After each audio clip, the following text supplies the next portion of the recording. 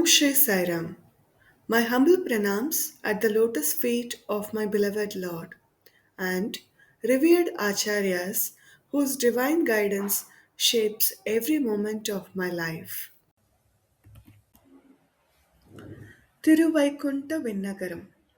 Lord's name Vaikunta Nathar Temple, also known as Tamarai Kannan, the one with lotus eyes. Tayar, Vaikundavalli Tayar. Tirtham, Lakshmi Pushkarani, Utanga Pushkarani, Viraja Tirtham, Bhujanga Tirtham. Vimanam, Anandha Vimanam, also known as Satyavrata Vimanam.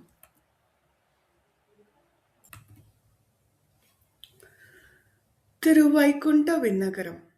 This is one of the few Divya Desam temples that has the term Vinnagaram, a heavenly abode.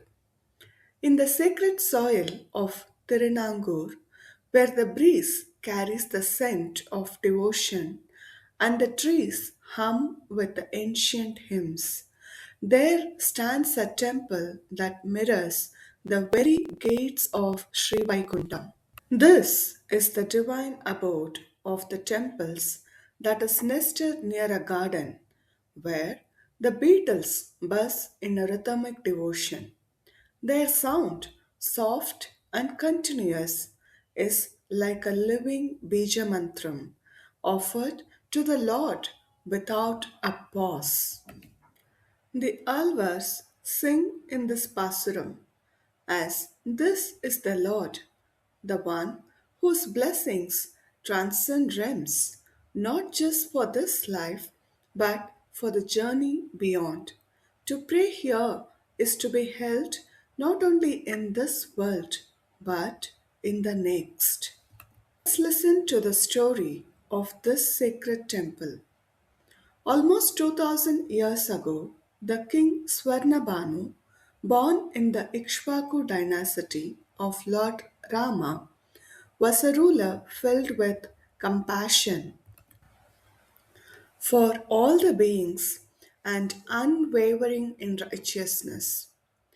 Deeply devoted to the Lord, he and his queen longed for a vision of the Supreme Lord in Vaikunta itself. After fulfilling his royal duties, the king and his queen renounced the worldly life and went into the forest to perform the penance. Surrounded by fire, they stood in its midst, meditating upon the Lord. In time, they shed their mortal bodies and ascend to Vaikunta. But to their sorrow, they found that Lord was not present there. Grief stricken, they fell at the feet of sage Narada, who appeared before them. Narada explained, O king and queen, listen, though your penance was great, you did not perform enough acts of charity. That is why the vision of the Lord was denied to you. He advised them to worship Airavateshwarar, who resided on the northern bank of river Kaveri to receive the Lord's grace. Following Narada's counsel, Swarnabhanu and his queen Tamayanthi came to earth and worshipped Airavateshwarar. The Lord revealed that he too was waiting for the vision of Lord Vishnu and suggested that they all perform penance. A sage, Utanga, also joined them in their austerities.